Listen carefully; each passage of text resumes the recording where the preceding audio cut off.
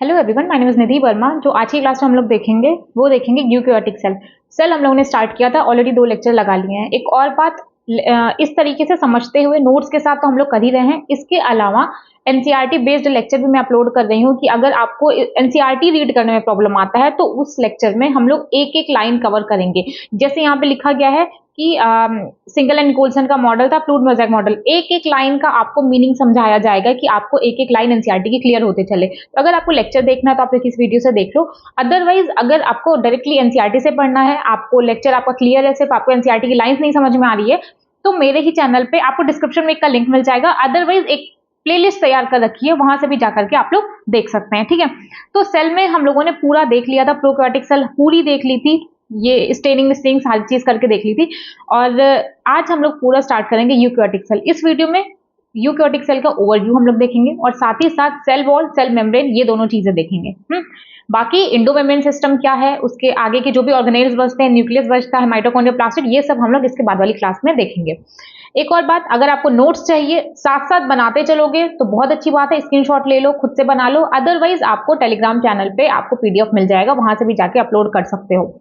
और कोई भी चीज ऐसी नहीं है जो कि आपको नहीं समझ में आएगी। तो अगर आप लोग नोट्स, वैसे हम कभी नहीं बोलते कि आप नोट्स मत बनाओ, नोट्स बना रहे हो तो उससे बेहतर कुछ नहीं होगा, क्योंकि कभी भी किसी और के नोट्स से पढ़ने की आदत नहीं डालनी चाहिए। और अभी आपके पास प्रॉपर टाइम है, आप खुद से भी नोट्स बना सकते हो। एनसीईआरटी साथ पे लेके बैठना, होता चलेगा। अदरवाइज लेक्चर के बाद एक बार एनसीईआरटी रीड कर लेना, उतने में ही आपको हर एक बात समझ में आ जाएगी। तो स्टार्ट करते हैं यूकैरियोटिक सेल। देखो, जब हम लोगों ने प्रोकैरियोटिक सेल देखा था तो हम लोगों ने जो मेन डिफरेंस था वो ये देखा था कि जो प्रोकैरियोटिक सेल है उसमें प्रिमिटिव न्यूक्लियस था, न्यूक्लियस वेल डिफाइंड नहीं था। जो यूकैरियोटिक सेल होता है इसमें आपका ट्रू न्यूक्लियस होता है। तो जब प्रोकैरियोटिक हम लोगों ने देखा था, एक देखा था प्रोकैरियोटिक, एक देखा था यूकैरियोटिक। प्रोकैरियोटिक में सारे मेम्ब्रेन बाउंड ऑर्गेनेल्स नहीं थे। ठीक है, प्रोकैरियोटिक में मेम्ब्रेन बाउंड ऑर्गेनेल्स नहीं थे, बट यूकैरियोटिक में थे। एक ऑर्गेनेल था राइबोसोम, जो कि नॉन मेम्ब्रेन बाउंड होता है, जो कि प्रो में भी था और यूकैरियोटिक में भी था, करेक्ट। और वेल डिफाइंड न्यूक्लियस आपका प्रोकैरियोट में नहीं था, जबकि वो आपका यूकैरियोट में था। यूकैरियोट में आपका न्यूक्लियर मेम्ब्रेन होती है, न्यूक्लियस वेल डिफाइंड होता है।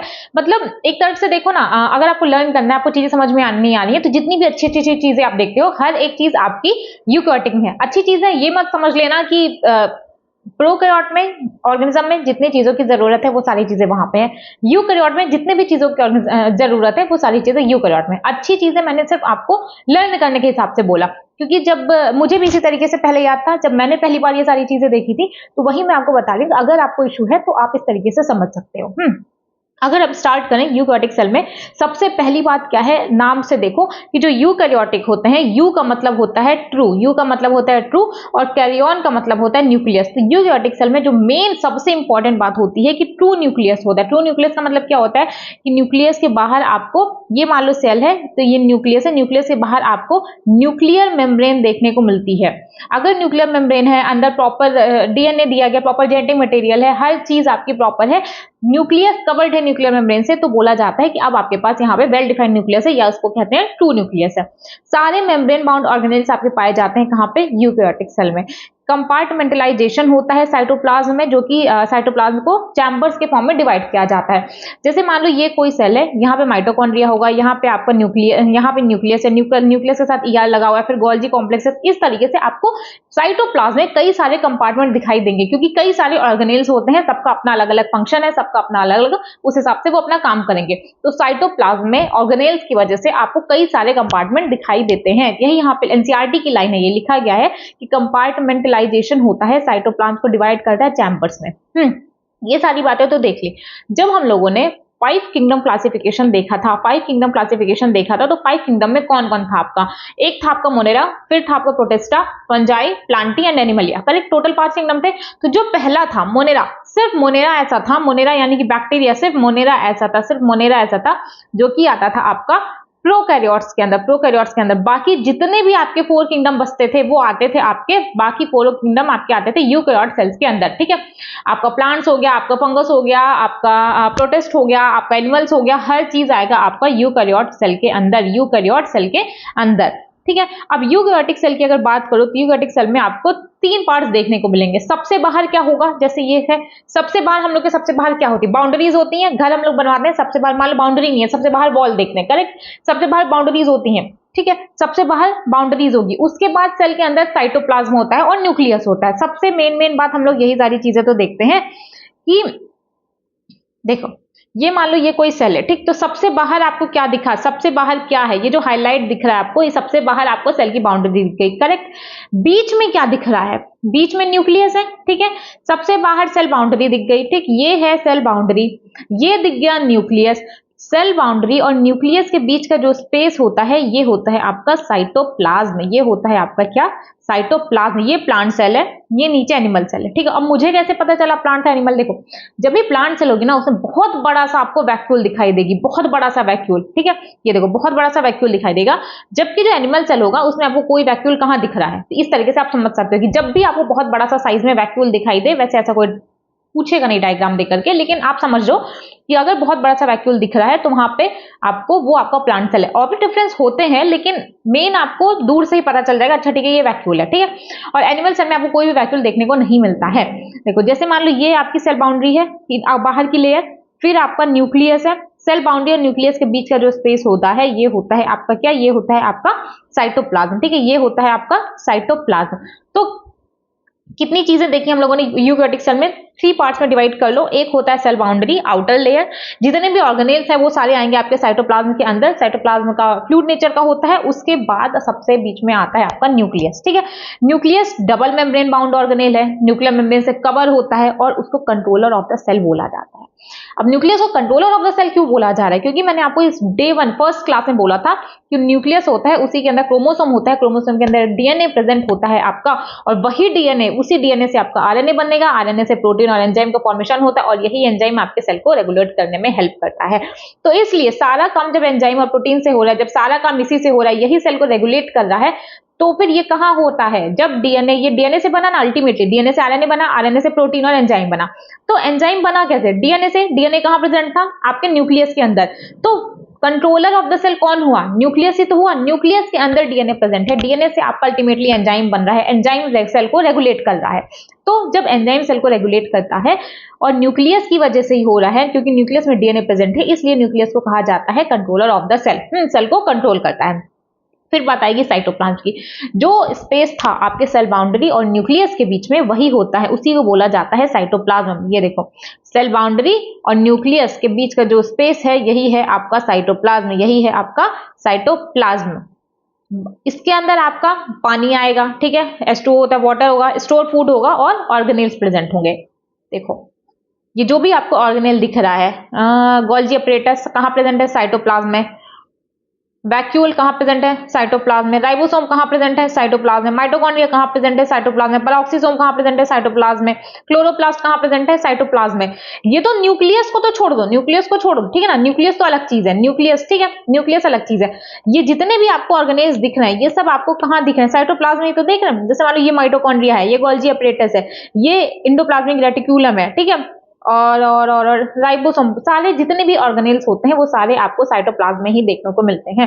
तो साइटोप्लाज्म में क्या क्या है, वाटर है, स्टोर फूड है और ऑर्गेनेल्स है। Mitochondria, ER, Golgi body, lysosome, हर एक जितने भी आप ऑर्गेनेल्स पढ़ते हो वो सारे आपके साइटोप्लाज्म में ही होते हैं। साइटोप्लाज्म को 2 पार्ट में आप डिवाइड कर सकते हो। जो लिक्विड वाला पार्ट होता है उसको साइटोसोल बोला जाता है, जो सॉलिड वाला पार्ट होता है उसको ट्रोपोप्लाज्म बोलते हैं। ये आपके एनसीईआरटी में मेंशन नहीं है, लेकिन अभी जब आप डिटेल में पढ़ रहे हो, आपके पास टाइम है, तो आपको एक एक शब्द समझ में आना चाहिए, इसलिए थोड़ा बहुत एनसीईआरटी के बाहर जाएगा, लेकिन ऐसा कुछ नहीं है जो कि आपको बहुत टफ लगेगा, आप नहीं याद कर सकते हो, ठीक है। तो 2 पार्ट्स हैं, एक रहेगा साइटोसोल जिसमें लिक्विड पार्ट आता है, H2O आएगा, इसमें आपका डिसॉल्व्ड एलिमेंट होगा। दूसरा पार्ट होता है आपका ट्रोपोप्लाज्म, इसमें आपके सॉलिड होता है, जिसमें ऑर्गेनेल्स होंगे, सारे स्टोर फूड होंगे, ये सब आपके ट्रोपोप्लाज्म में होंगे। अल्टीमेटली साइटोप्लाज्म में क्या क्या है, आपका वाटर है, स्टोर फूड है और सारे ऑर्गेनेल्स आपके कहां पे हैं, साइटोप्लाज्म में प्रेजेंट है। सेल बाउंड्री की अगर बात की जाए तो सेल बाउंड्री में 2 चीजें आएंगी, cell wall and cell membrane. अब अगर आपको याद हो तो आपको ये बात पता होनी चाहिए कि सेल वॉल किसमें नहीं प्रेजेंट होती, सेल वॉल आपकी एनिमल सेल में नहीं प्रेजेंट होती। जैसे हम लोग हैं, हमारे अंदर कोई सेल वॉल आपको देखने को मिलेगी, सेल के बाहर नहीं, कोई भी सेल नहीं, वॉल नहीं होती है किसी भी एनिमल सेल के अंदर, किसी एनिमल सेल के अंदर सेल वॉल नहीं होती। आप सेल वॉल हर जगह देखोगे, आप बैक्टीरिया में देखोगे, फंगस में देखोगे, प्लांट में देखोगे, प्रोटस में देखोगे, आपको हर एक जगह सेल वॉल देखने को मिलेगी, एक्सेप्ट कौन सी जगह को छोड़ के, कौन सी जगह को छोड़ के, एक एनिमलिया और एक आपका माइक्रोप्लाज्मा, ठीक है। आपको फंजाई में दिखेगी, आपको प्लांट्स में दिखेगी, आपको एनिमल्स में दिखेगी, आपको एल्गी में भी दिखेगी, हर जगह आपको सेल वॉल देखने को मिलेगी, दो जगह छोड़ के, एक एनिमल सेल और एक माइक्रोप्लाज्मा, ठीक है। तो सेल वॉल क्या होती है? आउटर मोस्ट लेयर होती है, नॉन लिविंग होती है, क्योंकि वहां पे कोई मेटाबॉलिक एक्टिविटी नहीं चल रही है। एक बात हमेशा याद रखना कि जब भी ये बात मेंशन कर दी जाए ना कि मेटाबॉलिक एक्टिविटी चल रही है, तो समझ लेना वो लिविंग है। अगर मेटाबॉलिक एक्टिविटी चल रही है तो मतलब लिविंग है, और अगर नहीं चल रही है तो मतलब नॉन लिविंग है। और अगर नॉन लिविंग है, कोई भी अगर सेल बोल दिया जाए ये सेल कोई भी रीजन से अगर बोल दिया जाए कि ये नॉन लिविंग है, तो मतलब वहां पे कोई मेटाबॉलिक एक्टिविटी नहीं चल रही है। और अगर मेंशन कर दिया जाए लिविंग है, तो मतलब वहां पे मेटाबॉलिक एक्टिविटी चल रही होगी, सारे केमिकल रिएक्शंस चल रहे होंगे जो भी बॉडी के फंक्शंस के लिए एसेंशियल होते हैं। सेल वॉल रिजिड है, हार्ड स्ट्रक्चर की होती है, परमिएबल है, परमिएबल होती है, छोटे छोटे पोर्स, बहुत बड़े बड़े माइक्रो मॉलिक्यूल्स को नहीं लेती है, बहुत छोटे छोटे पोर्स होते हैं, जो भी मॉलिक्यूल्स को अंदर आना होता है वो सारे मॉलिक्यूल्स उस पोर की हेल्प से अंदर आ जाते हैं। बट ध्यान रखिएगा, छोटे छोटे पोर्स होते हैं तो छोटे मॉलिक्यूल्स ही अंदर आ सकते हैं। बहुत लार्ज साइज के जो मैक्रो मॉलिक्यूल्स होते हैं वो लोग सेल वॉल को पास नहीं कर सकते हैं। लेकिन कुछ डिजायरेबल और कुछ अनडिजायरेबल, मान लो अगर बड़े मॉलिक्यूल्स है और ये आपकी सेल वॉल है, तो अगर मान लो, ठीक है, ये आपका डिजायरेबल है मॉलिक्यूल, ये आपका अनडिजायरेबल मॉलिक्यूल है, और सेल को ये डिजायरेबल वाला लेना है तो ये कुछ एंजाइम रिलीज करेगी जिससे ये डिजायरेबल वाले को छोटे छोटे छोटे पार्ट्स में ब्रेक डाउन करेगी, फिर अपने पोर्स की हेल्प से इसको अंदर ले लेती है, ठीक है। बट अनडिजायरेबल कभी नहीं लेगी, ठीक है। नेक्स्ट बात कर लो, मैंने बोला था कि सेल वॉल प्लांट्स में है, एल्गी में है, फंजाई में है, बैक्टीरिया एनिमलिया में नहीं है, माइक्रोप्लाज्मा में भी नहीं है। तो अब ये कंपोनेंट्स याद रखना, यहां से सवाल आता है कि जो प्लांट्स की सेल वॉल है वो कैसे बनी होती है। Cellulose, hemicellulose, pectin and protein, ये तो सबको याद होना चाहिए कि प्लांट सेल किससे बनी होती है, सेलुलोज, हेमीसेलुलोज, पेक्टिन और प्रोटीन की। फिर आएगा एल्गी की सेल वॉल किससे होती है, तो सेल वॉल, सेलुलोज तो है ही, सेलुलोज के साथ गैलेक्टन्स होता है, मैनन्स होता है, mineral like calcium carbonate, minerals like calcium carbonate. तो प्लांट से किससे किससे मिलकर बना है, cellulose, hemicellulose, pectin and protein, correct. Algae का किससे किससे मिलकर बना है, सेलुलोज, गैलेक्टन, मैनन्स और मिनरल, जैसे कि आपका कैल्शियम कार्बोनेट। फंजाई की कैसी होती है, काइटिन की होती है, बैक्टीरिया की पेप्टाइडोग्लाइकन की होती है। सेल वॉल हमेशा आपको याद रखना चाहिए, ये बायो का पार्ट है लेकिन ये एकदम बेसिक इंफॉर्मेशन है। जैसे एनिमल सेल में सेल वॉल नहीं होती, ये बेसिक इंफॉर्मेशन है, ठीक है। उसी तरीके से सेल वॉल किस चीज की बनी होती है, ये बहुत बेसिक चीजें हैं, इसको याद कर लेना अच्छे तरीके से। एनिमल्स में कोई सेल वॉल नहीं होती, माइक्रोप्लाज्मा में भी कोई सेल वॉल नहीं होती है। अब सेल वॉल कितने टाइप की आती है, ठीक है, पढ़ लिया कि हाँ सेल वॉल होती है, किससे किससे मिलकर बनी होती है। अब सेल वॉल कितने टाइप की होती है, सेल वॉल दो टाइप की आप देखोगे, प्राइमरी और सेकेंडरी सेल वॉल। टर्शरी आपको कहीं कहीं पे देखने को मिलेगा, ट्रैकिड्स ऑफ जिम्नोस्पर्म में देखने को मिलता है और कहीं देखने को नहीं मिलता। मेनली आप दो सेल वॉल पढ़ोगे, प्राइमरी सेल वॉल और secondary cell wall. Primary cell wall नाम से क्या समझ में आ रहा है कि अगर प्राइमरी सेल वॉल है तो सबसे पहले यही आई होगी, सबसे पहले कौन आई होगी, प्राइमरी सेल वॉल, पीसीडब्ल्यू में लिख दे रही हूं, समझ जाना। इसके बाद आएगी आपकी secondary cell wall, secondary cell wall. अब बात यह आएगी कि जो सेकेंडरी सेल वॉल है ये अंदर की साइड होगी या ये बाहर की साइड होगी, यहां पे प्रॉब्लम आती है, तो इसको ध्यान रखना। कोई भी सेल वॉल जब बनेगी, सेकेंडरी सेल वॉल, पहली सेल वॉल बने, फिर जब उसके बाद वापस से सेल वॉल बन रही है, टर्सरी बन रही है, वो सब आपके प्राइमरी सेल वॉल के बाद अंदर की तरफ बनती जाएगी। देख रहे हो, सबसे बाहर वाली रहेगी प्राइमरी सेल वॉल, उसके बाहर वाली रहेगी सेकेंडरी सेल वॉल, इसके बाहर वाली अगर ट्रैकिड हुआ जिम्नोस्पर्म का तब आपको टर्सरी सेल वॉल देखने को मिलेगी, नहीं तो नहीं मिलेगी। तो मतलब जो भी सेल वॉल बन रही है वो प्राइमरी सेल वॉल के अंदर की साइड बनती जाएगी, बाहर की साइड नहीं बनती है। तो प्राइमरी सेल वॉल कैसी होती है, ग्रोथ में कैपेबल होती है, और जैसे जैसे सेल मैच्योर होता जाता है वैसे वैसे प्राइमरी सेल वॉल गायब होना स्टार्ट कर देती है। प्राइमरी सेल वॉल ग्रोथ के लिए कैपेबल होती है। अभी आगे आप देखोगे किसको ग्रोथ कराती है। देखो ये है, ये बाहर की लेयर, ये जो आपको ऑरेंज कलर का दिख रहा है, ठीक है, जो ऑरेंज वाला पोर्शन दिख रहा है, ये है आपका प्राइमरी सेल वॉल, ये है आपका प्राइमरी सेल वॉल। इसके बाद जो आपका व्हाइट कलर, इसके बाद यहां से यहां तक टोटल आपको 3 लाइन दिख रही है, वो है आपकी, तीनों है सेकेंडरी सेल वॉल। अब 3 क्यों है, पहले एक बनी, एक उसके बाद बनी, फिर एक उसके बाद बनी। तो जो सेकेंडरी सेल वॉल में भी जो पहले लेयर बन रही है वो है आपकी S1, जो उसके बाद बन रही है जो पिंक वाली है वो है S2, और जो उसके भी बाद बन रही है वो है S3। एक बात आपने देखा कि जो नई सेल बनती जा रही है, जो नई सेल वॉल बनती जा रही है वो अंदर की तरफ बनती जा रही है, मतलब सबसे आउटर साइड में आपकी प्राइमरी सेल वॉल है, उसके बाद आपकी S1 है सेकेंडरी सेल वॉल की, देन आपकी S2 है, और सबसे इनर साइड में लास्ट वाली है जिसको S3 बोला जाता है। और सुनो, इसी के अंदर बनेगी आपकी टर्सरी सेल वॉल, इसी के अंदर बनेगी आपकी टर्सरी सेल वॉल। अब आपके बीच में मन में ये सवाल आएगा कि टर्सरी सेल वॉल क्यों बोला गया, अगर यहां तक S3 था तो फिर इसको, अगर ये S3 था तो जो इसके अंदर बनेगी सेल वॉल इसको S4 बोल देना चाहिए था। टर्सरी क्यों बोला गया? S4 इसलिए नहीं बोला जा सकता क्योंकि दोनों के कंपोजिशन अलग होते हैं। जो आपकी सेकेंडरी सेल वॉल है ये किसी और चीज से मिलकर बनी है, जो आपकी टर्सरी सेल वॉल होती है ये किसी और चीज से मिलकर बनी होती है, इसलिए इसको टर्सरी सेल वॉल बोला जाता है। और मैंने आपको बोला ना, ये हर जगह प्रेजेंट में नहीं होती, ये सिर्फ और सिर्फ जिम्नोस्पर्म में आपको देखने को मिलेगी, वो भी आपको आगे बता दिया जाएगा। तो देखो, एक प्लांट सेल ये है, एक प्लांट सेल ये है, ठीक है, एक प्लांट सेल ये है, एक प्लांट सेल ये है।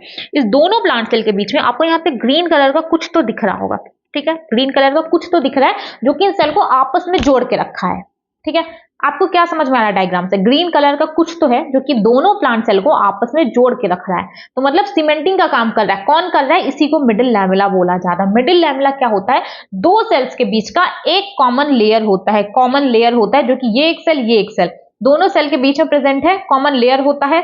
प्लांट सीमेंट इसको बोलते हैं, दोनों सेल्स को आपस में जोड़ के रखने का काम करता है। कौन करता है? मिडिल लैमेला करता है। किससे मिलके बना होता है? कैल्शियम एंड मैग्नीशियम पेप्टेट का। अगर सवाल में ये पूछ लिया जाए कि कौन सा कंपोनेंट ज्यादा होता है, कैल्शियम या मैग्नीशियम, तो जवाब आना चाहिए कि कैल्शियम मैक्सिमम होता है, magnesium in comparison minimum amount में होता है। तो मिडिल लैमेला में तीन बातें हम लोगों ने देखी, कौन कौन सी देखी? सबसे पहले कॉमन लेयर है, कॉमन लेयर है बिटवीन टू सेल्स, ठीक है, कॉमन लेयर है, अब दोनों सेल्स को जोड़ के रखने का काम कर रहा है, तो एज अ प्लांट सीमेंट भी बोला जाता है मिडिल लैमेला को। और थर्ड क्या होता है कि किससे मिलके बना है? कैल्शियम और मैग्नीशियम पेप्टेट से, ठीक है। ये बात समझ में आया कि primary cell wall outer side में थी और कोई भी नई सेल वॉल बनेगी, सेकेंडरी बने, S1 बने, S2 बने, S3, सब चीज अंदर बनती जाएगी। S1 सबसे बाहर, S2 उसके अंदर, S3 उसके अंदर। सबसे बाहर कौन सी है? Primary cell wall. इसके बाद कोई और बननी होगी तो वो और भी अंदर की तरफ बनेगी। अब बात की जाए प्राइमरी सेल वॉल और सेकेंडरी सेल वॉल में डिफरेंस देख लो। प्राइमरी सेल वॉल थिन होती है, सेकेंडरी सेल वॉल थिक होती है। प्राइमरी सेल वॉल इलास्टिक होती है, इलास्टिक का मतलब अगर फैलाओगे फैल जाएगी, ठीक है, जैसा जरूरत है। अगर उसको ग्रोथ कराना होता है, इसीलिए बोला जाता है कि प्राइमरी सेल वॉल ग्रोथ के लिए कैपेबल होती है क्योंकि वो इलास्टिक है, थोड़ा फैलेगी, अपनी साइज को इंक्रीज कर सकती है। जबकि जो सेकेंडरी सेल वॉल है वो रिजिड है, वो हार्ड है। कोई भी चीज हार्ड होता है, क्या आप उसको फैला सकते हो? क्या आप उसको फैला सकते हो? नहीं फैला सकते हो, उसकी साइज नहीं बढ़ा सकते। इसीलिए जो सेकेंडरी सेल वॉल होती है वो ग्रोथ के लिए कैपेबल नहीं होती है, लेकिन जो प्राइमरी सेल वॉल होती है वो ग्रोथ के लिए कैपेबल होती है। अब कंपोजिशन की अगर बात करो कि प्राइमरी सेल वॉल किससे मिलकर बनी होती है, सेकेंडरी सेल वॉल किससे मिलकर बनी होती है, तो जो प्राइमरी सेल वॉल है उसमें है सेलुलोज रहेगा, हेमोसेलुलोज, पेक्टिन एंड प्रोटीन, जो चीजें हम लोगों ने प्लांट सेल में देखी थी। अब यहाँ पे मेरे साथ बता दो एल्गी किससे मिलके बनी थी? एल्गी का कंपोजिशन कौन कौन से एलिमेंट्स थे? कौन कौन सा था? सेलुलोज, गैलेक्टन, मैनन्स और मिनरल लाइक कैल्शियम कार्बोनेट। और वहीं पे प्लांट की बात की जाए तो प्लांट में था cellulose, hemicellulose, pectin and protein. तो प्राइमरी सेल वॉल किससे बनेगी?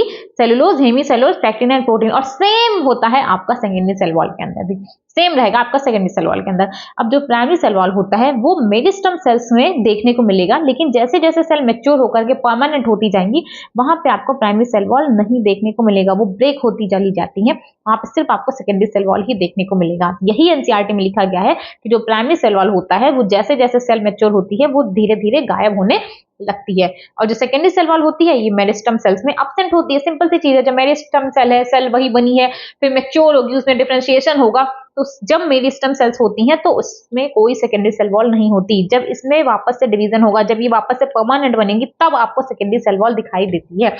तो प्राइमरी सेल वॉल कैसी थी? थिन थी, इलास्टिक थी। इलास्टिक है तो ग्रोथ के लिए कैपेबल होगी, और किससे मिलकर बनी है? जैसे कि आपकी प्लांट सेल थी, cellulose, hemicellulose, pectin and protein. और जैसे जैसे सेल मैच्योर होती जाती है प्राइमरी सेल वॉल आपकी गायब होना स्टार्ट कर देती है। सेकेंडरी सेल वॉल थिक है, रिजिड है, ग्रोथ नहीं होगा क्योंकि रिजिड है, सेम कंपोजिशन रहेगा, मेरिस्टम सेल्स में एब्सेंट होती है। अब देखो tertiary cell wall, tertiary cell wall अब प्रेजेंट होगी inner side of secondary cell wall. देखो ये प्राइमरी सेल वॉल, फिर बनी सेकेंडरी सेल वॉल, और सबसे अंदर के साइड है आपकी टर्सरी सेल वॉल, ठीक है। पतली होती है, सिर्फ ट्रैकीड ऑफ जिम्नोस्पर्म में आपको देखने को मिलेगी। मैंने बोला था टर्सरी सेल वॉल हर जगह नहीं होती है, सिर्फ जिम्नोस्पर्म के ट्रैकीड्स में होती है। कंपोजिशन क्या होता है? Cellulose and xylan, cellulose and xylan. इसीलिए मैंने बोला था कि इसको सेकेंडरी नहीं बोला जाता, इसको S4 नहीं बोला जाता, क्योंकि S3 तक तो हम लोगों ने यहाँ पे देख लिया था ना, ये S3 है, तो जो अंदर बनी इसको S4 क्यों ना बोल करके इसको टर्सरी सेल वॉल क्यों बोला गया? क्योंकि इसका कंपोजिशन अलग है। ये किससे मिलकर बनी है? ये होती है आपके सेलुलोज एंड जाइलन। वो सारी किससे मिलकर बन रही थी? Primary cell wall, S1, S2 and S3, secondary cell wall वाली cellulose, hemicellulose, pectin and protein की। करेक्ट। अब बात आएगी कि सेल वॉल मटेरियल का फॉर्मेशन किससे में होता है, तो ये एनसीईआरटी में नहीं दिया है, आप चाहो तो आप याद कर सकते हो कि जो सेलुलोज होता है वो सेल मेम्ब्रेन में बनती है। Hemicellulose and pectin Golgi body में इसका फॉर्मेशन होता है। प्लांट में गोल्जी बॉडी को डिक्टियोसोम बोला जाता है। हेमीसेलुलोज, पेक्टिन, गोल्जी बॉडी और इसी को डिक्टियोसोम बोला जाता है। प्रोटीन जग जाहिर है कि राइबोसोम में प्रोटीन की सिंथेसिस होती है। अभी पता है तो ठीक है, अदरवाइज अभी आप आगे बहुत सारे ऑर्गेनेल्स पढ़ोगे वहां पे भी आपको राइबोसोम देखने को मिलेगा, तो जहां पे राइबोसोम होगा वहां पे प्रोटीन की सिंथेसिस हो रही होगी। तो सेलुलोज सेल मेम्ब्रेन में, हेमीसेलुलोज और पेक्टिन कहां पे, गोल्जी बॉडी में, या डिक्टियोसोम उसको बोला जाता है प्लांट सेल के अंदर। राइबोसोम प्रोटीन की सिंथेसिस कराता है। अब आता है एक टर्म प्लाज्मोडेस्माटा। ठीक है, अब क्या आता है, प्लाज्मोडेस्माटा। ठीक है, ये दो सेल्स हैं, ये दो सेल्स आपस में जुड़ी किस तरीके से हैं। ठीक है, ये बीच में प्लांट सेल था, सॉरी सीमेंटिंग का काम करता है मिडिल लेवला, बट ये ट्यूब लाइक स्ट्रक्चर क्या दिख रहा है, ये ट्यूब लाइक स्ट्रक्चर क्या दिख रहा है, क्या काम है इस ट्यूब लाइक स्ट्रक्चर का। ठीक है, ये ट्यूब लाइक स्ट्रक्चर क्या दिख रहा है। अब यहां से आपको क्या समझ में आ रहा है कि ये जो ट्यूब लाइक स्ट्रक्चर है ये कहां से निकल रहा है। ये देखो, ये न्यूक्लियस है, न्यूक्लियस में यहाँ पे ईआर लगी हुई है। ठीक है, ईआर लगी है, न्यूक्लियस है, यहाँ पे ईआर लगी हुई है। तो इसी ईआर से आपको दिख रहा होगा, किसी ईआर से यहाँ पे ये है ट्यूबुलर कनेक्शन दिख रहा है, जो दो सेल्स के बीच में है, जो दो सेल्स के बीच में ये ट्यूबुलर कनेक्शन है, ये दिख रहा है ना, यही प्लाज्मोडेस्माटा होता है। और इसी ट्यूबुलर कनेक्शंस के ऊपर यहाँ पे कुछ इस तरीके के पोर्स होते हैं। ठीक है, इसी पोर और ट्यूबुलर कनेक्शन को सॉरी इसी पोर और ट्यूबुलर कनेक्शन को मिला के बोला जाता है प्लाज्मोडेस्माटा। ठीक है, इसी को टर्म दिया जाता है प्लाज्मोडेस्माटा। तो ये देखो, ये पोर दिख रहा है, ये पोर है, ये ट्यूबुलर कनेक्शंस है, ये मेनली आपकी स्मूथ एंडोप्लाज्मिक रेटिकुलम की बनी होती है। एंडोप्लाज्मिक रेटिकुलम में भी दो टाइप देखने को मिलेगी, एक रफ ईआर होती है, एक स्मूथ ईआर होती है। ठीक है, rough ER, RER, smooth ER, SER, ये सारी चीजें भी हम लोग आगे कवर करेंगे। फिलहाल समझ लो कि जो प्लाज्मोडेस्माटा में ये जो ट्यूबुलर कनेक्शन होता है ये होता है किसका, स्मूथ ईआर की ट्यूब्यूल्स होती हैं, स्मूथ ईआर की ट्यूब्यूल्स होती हैं। तो जब ट्यूब्यूल्स और पोर को कंबाइन किया जाता है तो उसको एक टर्म दे दिया जाता है प्लाज्मोडेस्माटा। अब प्लाज्मोडेस्माटा है तो कुछ ना कुछ तक कर देगी, जैसे मिडिल लैमेला था, सीमेंटिंग का काम कर रही थी, दो सेल्स को आपस में जोड़ के रखने का काम कर रही थी। तो प्लाज्मोडेस्माटा का क्या काम है, यहां से ट्यूब्यूल निकली, यहां ट्यूब्यूल गई, एक सेल से ट्यूब्यूल निकली दूसरे सेल में गई, क्या कर रही है। प्लाज्मोडेस्माटा का जो सबसे मेन फंक्शन होता है वो क्या होता है, इधर का साइटोप्लाज्म इधर चला जाता है, इधर का साइटोप्लाज्म इधर चला जाता है। समझे, मतलब दोनों तरफ का साइटोप्लाज्म इधर उधर आ जा पा रहा है। तो ट्यूब और पोर को मिला के एक टर्म दिया जाता है प्लाज्मोडेस्माटा। प्लाज्मोडेस्माटा का काम क्या होता है कि साइटोप्लाज्मिक कनेक्शन करती है between two adjacent plant cells, दो बगल बगल की प्लांट सेल्स के बीच में जो साइटोप्लाज्मिक कनेक्शन होता है उसी को प्लाज्मोडेस्माटा बोला जाता है। सिर्फ प्लांट्स में देखने को मिलेगी, सिर्फ प्लाज्मोडेस्माटा आपको प्लांट्स में देखने को मिलती है। और किसकी होती है, इंडोप्लाज्मिक ट्यूब्यूल्स होती हैं, किसकी, स्मूथ ईआर की। ठीक है, इंडोप्लाज्मिक ट्यूब्यूल्स हेल्प करती हैं मेंटेन कंटिन्यूटी ऑफ साइटोप्लाज्म, जिससे कि साइटोप्लाज्म इधर जा सके, साइटोप्लाज्म इधर जा सके, यही प्लाज्मोडेस्माटा का काम होता है। अगर सेल वॉल के फंक्शन की बात की जाए तो हार्ड होती है, जिसके हार्ड है तभी तो सेल को सेफ प्रोवाइड कर रही है। ठीक है, हार्ड है इसलिए सेल को सेफ प्रोवाइड करती है, प्रोटेक्ट करती है मैकेनिकल डैमेज से और इन्फेक्शन से। हार्ड है, इजिली ब्रेक नहीं हो सकती है, इन्फेक्शन नहीं हो सकता है। तो कौन काम कर रहा है, ये सब भी काम करता है cell wall. Cell to cell interaction में हेल्प करती है, जो कि प्लाज्मोडेस्माटा की वजह से होता है, प्लाज्मोडेस्माटा की वजह से होता है। Provide barrier to undesirable macromolecule, मैंने स्टार्टिंग में ही बता दिया था कि सेल होती है, सेल में यहाँ पे छोटे छोटे पोर्स लगे होते हैं, जिसकी वजह से छोटे पोर्स आ सकते हैं अंदर। लेकिन मान लो दो बड़े मैक्रोमोलिक्यूल्स हैं, एक डिजायरेबल है एक अनडिजायरेबल है, मान लो दोनों अनडिजायरेबल, सिर्फ इतना पढ़ो, दोनों मैक्रोमोलिक्यूल्स हैं। ठीक है, क्या ये अंदर आ सकते हैं, नहीं अंदर आ सकते हैं। क्यों, क्योंकि पोर्स बहुत छोटे हैं ना, पोर्स छोटे हैं, कैसे इतने मॉलिक्यूल्स अंदर आ जाएंगे। लेकिन मान लो ये अनडिजायरेबल था और ये डिजायरेबल, मतलब ये सेल के लिए जरूरी था, ये अंदर कैसे आएगा, तो सेल वहां पे कुछ एंजाइम रिलीज करती है, सेल कुछ एंजाइम रिलीज करेगी जिसकी वजह से ये डिजायरेबल वाला छोटे छोटे पार्टिकल से ब्रेक होगा। अब ये जो छोटे पार्टिकल से ब्रेकडाउन हुआ ना, अब ये स्पोर्स की हेल्प से अंदर चले जाते हैं। बट बचा कौन, अनडिजायरेबल। ये जो एंजाइम सेल रिलीज करती है, जो सेल एंजाइम रिलीज करती है, ये अनडिजायरेबल वाले को ब्रेक नहीं कर पाता है, सिर्फ डिजायरेबल वाले मॉलिक्यूल को ही ब्रेक कर पाता है। तो वो छोटे छोटे मॉलिक्यूल बन जाती है और फिर छोटे छोटे पोर्स की तरफ से अंदर चली जाती है। तो अगर सेल वॉल के फंक्शन की बात की जाए तो सबसे पहला फंक्शन क्या था, हार्ड सेल को शेप प्रोवाइड करने का काम कर रहा है, मेंटेन करता है, मैकेनिकल डैमेज से प्रोटेक्ट करता है, इन्फेक्शन से प्रोटेक्ट करता है, सेल टू सेल इंटरेक्शन में हेल्प करता है। कौन कर रहा था, प्लाज्मोडेस्माटा कर रहा था। और क्या कर रहा था, अनडिजायरेबल मैक्रोमोलिक्यूल के लिए बैरियर प्रोवाइड करता है, मतलब अनडिजायरेबल जो मैक्रोमोलिक्यूल्स हैं उनको अंदर नहीं आने देता है। ये था आपकी पूरी बात थी सेल वॉल की। पूरी बात हो गई है किसकी, ये जो सेल वॉल था ना, ये हम लोगों ने पूरा पढ़ लिया। अगर आप पढ़ना चाहो एनसीईआरटी से भी तो वो भी देख लो। वाला पेज दिखता नहीं है actually,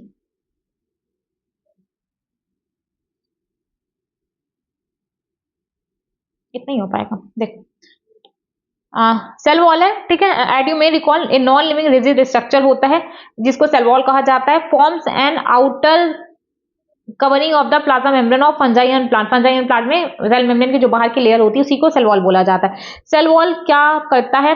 cell wall not only, cell wall एक तो सेल को सेफ प्रोवाइड कर रहा है, सेल प्रोटेक्ट करता है, सेल को मैकेनिकल डैमेज और इन्फेक्शन से हेल्प करता है, सेल टू सेल इंटरेक्शन, वही प्लाज्माडेस्माटा वाला काम कर रहा है, और प्रोवाइड करता है, बैरियर प्रोवाइड करता है, अनडिजायरेबल मैक्रोमोलिक्यूल्स अंदर नहीं आ पाते हैं। तो एल्गी की सेल वॉल होती है वो सेलुलोज, गैलेक्टन, मैनन एंड मिनरल और कैल्शियम कार्बोनेट से मिलकर के बनी होती है। While in other plant in consist of cellulose, hemicellulose, pectin and protein. जो एल्गी की सेल वॉल थी वो किससे मिलकर बनी थी? वो थी आपकी सेलुलोज, गैलेक्टन, मैनन और कैल्शियम कार्बोनेट की। और जो अदर प्लांट की है वो है सेलुलोज, हेमीसेलुलोज, पेक्टिन और प्रोटीन की। जो सेल वॉल है यंग प्लांट की, वहां पे आपको प्राइमरी वॉल कैपेबल होती है ग्रोथ के लिए, जो कि धीरे धीरे जैसे जैसे सेल मेच्योर होता जाता है वो गायब होनी स्टार्ट कर देती है। जो सेकेंडरी वॉल होती है वो formed on the inner side of the cell, मतलब सेकेंड ये है तो बाहर वाली प्राइमरी सेल वॉल होगी, इसके अंदर आपकी सेकेंडरी सेल वॉल बनती है। कोई भी सेल वॉल बनेगी वो हमेशा अंदर की तरफ बनेगी। The middle lamella is a layer mainly of calcium pectate which hold or glues the different neighboring cells together। मैंने बोला था ये एक सेल है, ये एक सेल है, इसके बीच में आपको मिडिल लैमेला देखने को मिलते हैं। मिडिल लैमेला जो कि किससे मिलकर बनी है? कैल्शियम एंड मैग्नीशियम पेक्टेट की, दोनों होता है calcium and magnesium pectate. But NCERT में क्या मेंशन है कि जो मेन होता है मेनली कैल्शियम पेक्टेट से मिलकर बनी होती है, बट मैग्नीशियम पेक्टेट भी होता है, मेनली कैल्शियम पेक्टेट होता है, ठीक है, जो कि दो डिफरेंट सेल को आपस में जोड़ के रखने का काम करती है। नेबरिंग सेल्स के बीच में आपको मिडिल लैमेला देखने को मिलेगी। प्लांट सीमेंट इसको बोला जाता है, सेल्स को आपस में कनेक्ट करके रखती है। The cell wall and the middle lamella में be traversed by the plasmodesmata which connect the cytoplasm. ये है, ये दो सेल है, ये बीच में मिडिल लैमेला है, इनके बीच में दोनों सेल्स के बीच में यहाँ पे होता है प्लाज्माडेस्माटा। प्लाज्माडेस्माटा जो कि साइटोप्लाज्मिक कनेक्शन में हेल्प करता है, मतलब इधर का साइटोप्लाज्म इधर जा सकता है, इधर का साइटोप्लाज्म इधर जा सकता है। यही इतना आपके सेल वॉल में लिखा गया है जो कि मैंने आपको अच्छे तरीके से बता दिया है, ठीक है। नेक्स्ट बात आएगी अब आपकी सेल मेम्ब्रेन की। सेल मेम्ब्रेन को ही प्लाज्मा मेम्ब्रेन बोला जाता है और इसी प्लाज्मा मेम्ब्रेन को ही बायो मेम्ब्रेन बोला जाता है। तो अगर आपके साथ कभी सेल मेम्ब्रेन ना देकर के प्लाज्मा मेम्ब्रेन दे दे तो आप समझ जाते हो, बट बायो मेम्ब्रेन बहुत सारे बच्चे नहीं जानते हैं। तो सेल मेम्ब्रेन को ही क्या बोला जाता है? बायो मेम्ब्रेन भी बोला जाता है। सेल मेम्ब्रेन कैसी होती है? थिन होती है। देखो ये बाहर वाली सेल के सबसे बाहर क्या है? ये बाहर क्या है? बाहर है आपकी सेल वॉल, ठीक है, और अच्छे से बनाया जाए। देखो जो आउटर है वो है आपकी सेल वॉल, जो अंदर की तरफ है ये वाली, ये होती है आपकी सेल मेम्ब्रेन। तो सबसे आउटर साइड में क्या है? आउटर साइड में आपकी सेल वॉल है, इनर साइड में कौन है? Cell membrane. सेल वॉल कैसी थी? सेल वॉल थी भैया आपकी नॉन लिविंग थी। सेल वॉल कैसी थी? नॉन लिविंग थी। तो क्या सेल मेम्ब्रेन भी आपकी नॉन लिविंग होगी? नहीं, सेल वॉल आपकी लिविंग होती है। और मैंने क्या बोला था, जब भी लिविंग मेंशन आ जाए तो आप समझ लेना कि मेटाबॉलिक एक्टिविटी चल रही होगी, इसलिए वहां पे लिविंग का टर्म लिविंग टर्म यूज किया जा रहा है। तो सेल मेम्ब्रेन कैसी है? थिन है, लिविंग है, मेटाबॉलिक एक्टिविटी चल रही है। सेल मेम्ब्रेन का जो नेचर होता है ना वो क्वासी फ्लूइड नेचर का होता है। क्वासी फ्लूइड नेचर अभी समझ लो कि कोई भी चीज ऐसी जो कि ना तो सॉलिड हो कंप्लीटली, जो कि ना तो कंप्लीट लिक्विड हो, मतलब कि थोड़ा जेल वाला टेक्सचर होता है, जैसे कि आप हनी देखते हो। तो क्वासी फ्लूइड नेचर मतलब ना तो कंप्लीटली वो चीज सॉलिड हो ना तो कंप्लीटली लिक्विड हो। तो जो सेल मेम्ब्रेन होता है ना, सेल मेम्ब्रेन ना तो एकदम आपको फ्लूइड नेचर दिखता है, ठीक है, और ना ही आपको सॉलिड के फॉर्म में दिखता है। तो जब भी ऐसी कोई चीज देखने को मिले, थोड़ा जेल के फॉर्म में देखने को मिले, ना लिक्विड हो ना सॉलिड, वहां पे बोला जाता है क्वासी फ्लूइड नेचर है उसका। सिलेक्टिव परमेबल होती है, मतलब जो सिलेक्टेड मॉलिक्यूल्स होते हैं उसी को अंदर आने देती है। यूकैरियोट प्रोकैरियोट दोनों में प्रेजेंट होती है। कौन सी? आपकी सेल मेम्ब्रेन प्रेजेंट होती है। और यूकैरियोट प्रोकैरियोट में प्रेजेंट तो होती है, वहां पे आपकी सेल वॉल ही प्रेजेंट थी, लेकिन जो सेल वॉल का कंपोजिशन था प्रोकैरियोट्स में अलग था, यूकैरियोट में अलग था। बट जो सेल मेम्ब्रेन होती है सेम जैसी आपकी प्रोकैरियोटिक सेल मेम्ब्रेन होती है वैसे ही आपकी यूकैरियोटिक सेल मेम्ब्रेन भी होती है, कोई डिफरेंस नहीं होता है। स्टार्ट करो। जब पहली बार इलेक्ट्रॉन माइक्रोस्कोप डिस्कवर किया गया उसके बाद जाकर के सेल मेम्ब्रेन की एक्चुअल स्टडी हो पाई। उसके पहले भी होती थी बट बहुत अच्छे तरीके से नहीं हो पाई, कुछ ना कुछ कमी रह जाती थी। लेकिन जब पहला इलेक्ट्रॉन माइक्रोस्कोप ढूंढा गया 1950 के अराउंड, उसके बाद आपकी प्रॉपर वे में प्लाज्मा मेम्ब्रेन की स्टडी कंप्लीट हो पाई। जो एवरेज कंपोनेंट होते हैं सेल मेम्ब्रेन के, जो होता नहीं, जो मेन कंपोनेंट होते हैं सेल मेम्ब्रेन के, वो प्रोटीन होता है, लिपिड होता है, कार्ब्स होते हैं। प्रोटीन का क्या परसेंटेज? देखो ये आपको याद नहीं करना है, ये आपको याद करना है। ठीक है, ये एनसीईआरटी का नहीं है, बट ये एनसीईआरटी का है। ठीक है, एनसीईआरटी का नहीं है, ये एनसीईआरटी का है। ये मैंने आपको सिर्फ समझाने के लिए बनाया है कि लिपिड, प्रोटीन, कार्ब्स होते हैं। प्रोटीन का होता है 58 to 59% होता है, लिपिड 40% होता है, जिसमें से भी आपके मेन फॉस्फोलिपिड होते हैं। कौन कौन से लिपिड देखोगे? फॉस्फोलिपिड, कोलेस्ट्रॉल और ग्लाइकोलिपिड। मेन कौन सा होगा? फॉस्फोलिपिड होगा। कार्बोहाइड्रेट्स कितने हैं? 1 to 2% है। तो ये होता है आपका किसी भी सेल मेम्ब्रेन के अंदर एवरेज इतना ही परसेंटेज होता है। लेकिन हम लोग पढ़ेंगे ह्यूमन आरबीसी की मेम्ब्रेन को देखेंगे। ह्यूमन आरबीसी की, आरबीसी कैसा होता है, इमेच्योर या इमेच्योर? मैच्योर आरबीसी की मेम्ब्रेन की हम लोग स्टडी करते हैं जब भी सेल मेम्ब्रेन की बात आएगी। इमेच्योर सेल मेम्ब्रेन कभी नहीं लेंगे आरबीसी की, हमेशा मैच्योर सेल मेम्ब्रेन लिया जाता है। क्यों, वो भी आपको भी आगे बता दिया जाएगा। तो जो ह्यूमन आरबीसी के मेम्ब्रेन है उसमें प्रोटीन होता है 52%, लिपिड होता है 40%, और बहुत बच्चा इसी में कंफ्यूज होकर रह जाता है कि 52% कैसे याद करें, 40% कैसे याद करें। तो याद तो आपको करना है। कार्बोहाइड्रेट बच गया, वो होता है आपका 8%।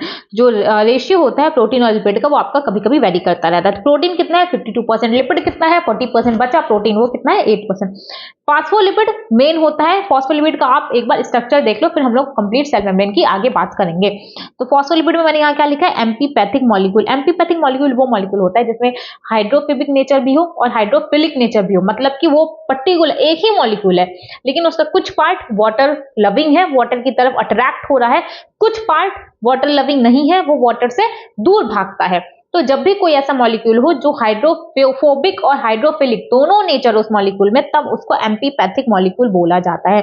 फॉस्फोलिपिड के दो पार्ट्स होंगे, head, tail. Tail fatty acid और कार्बन की बनी होती है। देखो ये है हेड, ठीक है, ये है टेल, ठीक है। हेड हाइड्रोफिलिक नेचर की होती है, हाइड्रोफिलिक नेचर, हाइड्रोफिलिक नेचर मतलब वाटर की तरफ अट्रैक्ट होगी, ठीक है, वाटर की तरफ अट्रैक्ट होगी, वाटर लविंग होती है, करेक्ट। जो टेल होती है, जो टेल होती है ये सैचुरेटेड नहीं, टेल क्या होता है? फैटी एसिड होती है, फैटी एसिड ऑफ कार्बन, ठीक है, फैटी एसिड ऑफ कार्बन की मिलकर बनी होती है। अब जब आप फैटी एसिड पढ़ते हो तो फैटी एसिड में आप दो फैटी एसिड पढ़ते हो, एक होता है सैचुरेटेड फैटी एसिड और एक होता है अनसैचुरेटेड फैटी एसिड। सैचुरेटेड, और जब आप बायोमोलिक्यूल्स पढ़ोगे ना वहां पे आपको हर चीज अच्छे तरीके से समझाई जाएगी, सैचुरेटेड एंड अनसैचुरेटेड। तो जब आपको दो दो कार्बन कार्बन के बीच में डबल बॉन्ड दिखता है तो उस टाइम उसको बोला जाता है unsaturated, unsaturated fatty acid, unsaturated fatty acid. और अगर कार्बन कार्बन के बीच में सिंगल बॉन्ड है तो इसको बोला जाता है saturated fatty acid, saturated fatty acid. तो क्या देखा, एक हेड है फॉस्फोलिपिड में और एक टेल है, ठीक है। हेड कैसा है? हाइड्रोफिलिक नेचर का है, वाटर को अट्रैक्ट करता है। लेकिन जो टेल वाला पार्ट है, जो टेल वाला पार्ट है,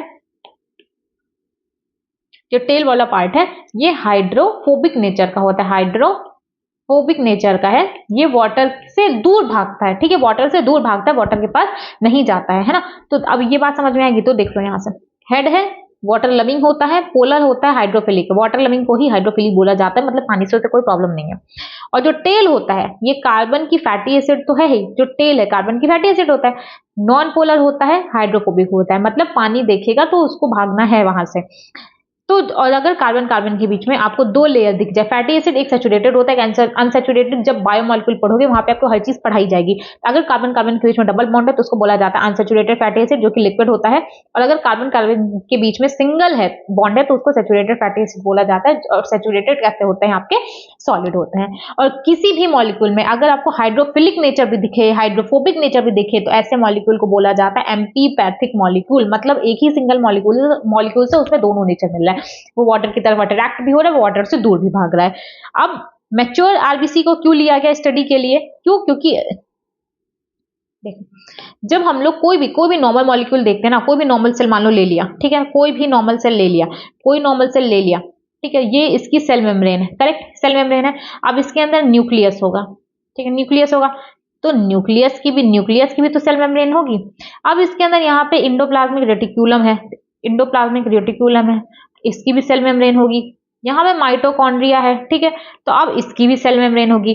तो जब हम लोग किसी भी सेल को लेते हैं और इसको स्टडी के लिए जब भेजा जाएगा, इसके ऊपर जब केमिकल डालेंगे, इसकी सेल मेम्ब्रेन निकाल ली, ठीक है। अब सेल मेम्ब्रेन पे जब केमिकल डाला जाएगा और जब सेल मेम्ब्रेन को अलग किया जाएगा तो एक तो ये सेल मेम्ब्रेन बाहर आएगी, अब न्यूक्लियर मेम्ब्रेन की भी सेल मेम्ब्रेन बाहर आ जाएगी, ईआर की भी सेल मेम्ब्रेन बाहर आ जाएगी और माइटोकॉन्ड्रिया की भी सेल मेम्ब्रेन बाहर आ जाएगी। तो हम लोग अपनी जो सेल मेम्ब्रेन है, जो पर्टिकुलर उस सेल की सेल मेम्ब्रेन है, उसकी स्टडी करने के लिए हम लोग उसको कैसे डिफरेंशिएट कर पाएंगे कि कौन सी सेल मेम्ब्रेन थी जो कि उस पर्टिकुलर सेल की थी। कहीं ऐसा तो नहीं कि वो न्यूक्लियस की है, कहीं ऐसा तो नहीं कि वो ईआर की है, कहीं ऐसा तो नहीं कि वो माइटोकॉन्ड्रिया की है। तो जब इतने सारे कंफ्यूजन है, इसलिए कभी भी नॉर्मल सेल की मेम्ब्रेन को नहीं लिया जाता स्टडी के लिए, हमेशा लिया जाएगा मैच्योर आरबीसी को, मैच्योर आरबीसी को। इसमें ना तो न्यूक्लियस होता है आपका, ना न्यूक्लियस है, ना ईआर है, ना माइटोकॉन्ड्रिया है, सेल मेम्ब्रेन है, इस पे केमिकल डाला जाएगा, जो भी स्टडी करनी है स्टडी कर ली जाती है। समझ में आ गया? इसलिए आपकी हमेशा मैच्योर आरबीसी को लिया जाता है स्टडी करने के लिए, वही इजी होता है। ऐसा नहीं है बाकी सबसे हो नहीं सकती, हो सकती है लेकिन आसान नहीं होगा। तो देखो मान लो यहाँ पे कि बाई लेयर ही क्यों लिया जा रहा है, सिंगल लेयर क्यों नहीं लिया जा रहा है फॉस्फोलिपिड का। तो समझो जैसे मान लो ये आपका सेल है, ये आपका सेल है, यहाँ पे आपका फॉस्फोलिपिड है और ये सेल के बाहर का पार्ट है। तो यहाँ पे भी वाटर होगा, यहाँ अंदर तो वाटर है ही, ठीक है, सब जगह पानी ही पानी भरा हुआ है।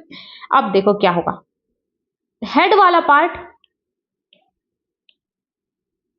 जैसे देख लो ये हेड है, नहीं समझ में आ रहा, हाँ मान लो ये है आपका फॉस्फोलिपिड, ठीक है, और ये है आपकी सेल, ठीक है, बाहर भी वाटर होगा सेल के बाहर, और अंदर तो साइटोप्लाज्म है तो वाटर तो होगा ही। तो अब जब ये हेड वाला पार्ट है, हेड वाला पार्ट कैसा था, हेड वाला पार्ट आपका वाटर लविंग था, ये वाटर के कांटेक्ट में आएगा, इसे कोई इशू नहीं है। लेकिन जब टेल वाला पार्ट वाटर के कांटेक्ट में आएगा, जब टेल वाला पार्ट वाटर के कांटेक्ट में आएगा तो ये फॉस्फोलिपिड दूर भागेगा, दूर भागेगा, ठीक है। और जब ये दूर भागेगा तो सेल मेम्ब्रेन बन कैसे पाएगी, जब लिपिड की सिंगल लेयर है, तो जब ये टेल पार्ट है, जब टेल पार्ट वाटर से दूर भागता है, तो जब दूर भागेगा तो सेल मेम्ब्रेन का प्रॉपर फॉर्मेशन नहीं हो पाता है, इसलिए कभी भी सिंगल लेयर को नहीं लिया जाता, सिंगल लेयर को नहीं लिया गया।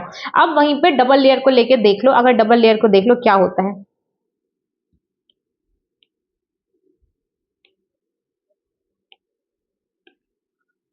डबल लेयर जब लिया गया तो वहां पे ये देखा गया, जैसे मान लो ये फॉस्फोलिपिड है, करेक्ट, टेल को इनर साइड ही रखा जाएगा, इधर वाटर इधर वाटर, हेड वाटर के कांटेक्ट में, हेड वाटर के कांटेक्ट में, क्या कोई फर्क पड़ा, क्या कोई फर्क पड़ा, कोई फर्क नहीं पड़ रहा है, फॉस्फोलिपिड कोई दूर दूर नहीं भाग रहा है, हेड वाला पार्ट वाटर के कांटेक्ट में, कोई इशू नहीं है, दूसरी लेयर का भी हेड वाला पार्ट वाटर के कांटेक्ट में, कोई प्रॉब्लम नहीं है।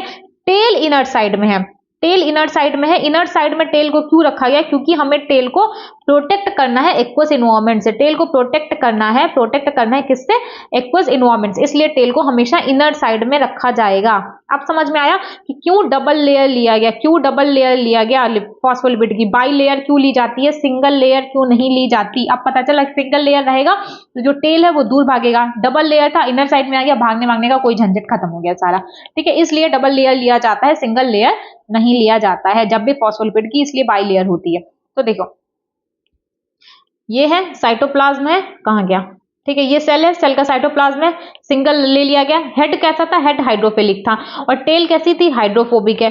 तो जब अंदर H2O है, जब अंदर पानी है, बाहर पानी है, और ये टेल है जो कि वाटर लविंग नहीं है, वाटर से दूर भाग रही है, तो क्या होगा, तो यहां से ये फॉस्फोलिपिड बाहर भागने लगेंगे, बाहर भागने लगेंगे, और जब वो बाहर भागने लगेंगे तो सेल वॉल का सेल मेम्ब्रेन का फॉर्मेशन नहीं हो पाएगा। लेकिन वहीं पे अगर डबल लेयर ले लिया जाएगा और टेल को इनर साइड रखा जाएगा, इनर साइड रखा जाएगा, हेड को आउटर साइड रखा जाएगा, तो हेड कैसा है, हाइड्रोफिलिक है, हेड कैसा है, हाइड्रोफिलिक है। तो हेड वाले पार्ट को वाटर से कोई प्रॉब्लम नहीं होगा, वाटर बाहर वाटर अंदर, वाटर से हेड को कोई प्रॉब्लम नहीं है। और टेल कहां आ गई, टेल अंदर की तरफ आ गई, टेल को इनसाइड रखा गया, क्यों, जिससे कि उसे एक्वस एनवायरनमेंट से प्रोटेक्ट किया जा सके। इसलिए फॉस्फोलिपिड की हमेशा बाई लेयर होती है, सिंगल लेयर नहीं होती है। अगर देखो सेल मेम्ब्रेन का जब स्ट्रक्चर बनाया जा रहा था तो उस टाइम पे कई सारे मॉडल्स दिए गए, सिर्फ फ्लूइड मोज़ेक मॉडल नहीं दिया गया था, पहले सैंडविच मॉडल दिया गया, फिर यूनिट मेम्ब्रेन मॉडल दिया गया, फिर आया आपका fluid mosaic model. Sandwich model, unit membrane model आपके सिलेबस में नहीं है, सिर्फ है फ्लूइड मोज़ेक मॉडल। कौन कौन से साइंटिस्ट थे, सिंगल एंड निकोलसन, कौन सा ईयर था 1972, ये सब चीजें याद रखना। तो कौन सा मॉडल आया, फ्रेमिस फ्लूइड मोज़ेक मॉडल, साइंटिस्ट का नाम सिंगल एंड निकोलसन, लेटेस्ट है यही और एक्सेप्टेड भी यही है आपका। मेन कंपोनेंट तीन होंगे, प्रोटीन, फॉस्फोलिपिड और carbohydrate, protein, lipid and carbohydrate. Lipid में कौन सा? फॉस्फोलिपिड होता है, बाकी कोलेस्ट्रॉल भी होगा, ग्लाइकोलिपिड्स भी होते हैं, बट मेन होता है फॉस्फोलिपिड, इसलिए यहाँ पे फॉस्फोलिपिड ही लिखा गया है। प्रोटीन फॉस्फोलिपिड की बाई लेयर में मोज़ेक प्रोटीन पैटर्न में अरेंज होता है। ये सारी चीजें हम लोग अभी आगे पढ़ेंगे कि ये प्रोटीन की बाई लेयर है, तो इस तरीके से कुछ आपका प्रोटीन प्रेजेंट होता है, कुछ सरफेस पे प्रोटीन प्रेजेंट होता है, तो ये सब हम लोग अभी आगे देखेंगे। मान लो ये फॉस्फोलिपिड है, ठीक है। फॉस्फोलिपिड क्या होता है? मेन कंपोनेंट है सेल मेम्ब्रेन का, स्ट्रक्चरल फ्रेम बनाता है सेल का, सेल मेम्ब्रेन का, ठीक है। नेक्स्ट बात की जाए अगर कि प्रोवाइड फ्लूइडिटी, जिसकी अनसैचुरेटेड फैटी एसिड की वजह से, अनसैचुरेटेड फैटी एसिड कैसा था? लिक्विड फॉर्म में था ना, अनसैचुरेटेड फैटी एसिड लिक्विड होता है, सैचुरेटेड सॉलिड होता है, तो अनसैचुरेटेड फैटी एसिड की वजह से फ्लूइडिटी प्रोवाइड करता है। ये फ्लूइडिटी क्या होती है, ये सारी चीजें भी हम लोग आगे देंगे, फिलहाल मेन चीजें पढ़ लो। फ्लूइड मोज़ेक मॉडल किसने दिया था? सिंगल एंड निकोलसन थे, ईयर था 1972। लेटेस्ट यही है, 3 मेन कंपोनेंट होते हैं, प्रोटीन, फॉस्फोलिपिड और कार्बोहाइड्रेट। प्रोटीन फॉस्फोलिपिड में मोज़ेक पैटर्न में अरेंज होती है, और फॉस्फोलिपिड मेन कंपोनेंट होता है सेल मेम्ब्रेन का, और फ्लूइडिटी भी प्रोवाइड करता है। अब देखो ये सेल मेम्ब्रेन है, ये दिख रहा है, ये इस तरीके से कुछ, ये है आपका फॉस्फोलिपिड, ठीक है। ये था आपका कौन है? फॉस्फोलिपिड। जो बीच में येलो कलर का दिख रहा है ना, ये है आपका कोलेस्ट्रॉल, ये है आपका कोलेस्ट्रॉल, ठीक है। ये है आपका कोलेस्ट्रॉल। ये जो अंदर की तरफ धसी हुई है, ये है प्रोटीन, इंटीग्रल प्रोटीन, और जो पेरीफेरी पे दिख रही है, ये भी आपकी प्रोटीन है। देखो, एक तो ये आपकी प्रोटीन है, इंटीग्रल प्रोटीन अंदर की तरफ, और दूसरी ये पेरीफेरी पे जो दिख रही है, ये भी आपकी कौन सी प्रोटीन है? पेरीफेरल प्रोटीन है। आप देखो देखो ये फॉस्फोलिपिड है ना, एक मिनट रुकना। देखो जो फॉस्फोलिपिड आपके, ठीक है, जो फॉस्फोलिपिड, एक मिनट, मेन चीजें पढ़ लो अभी।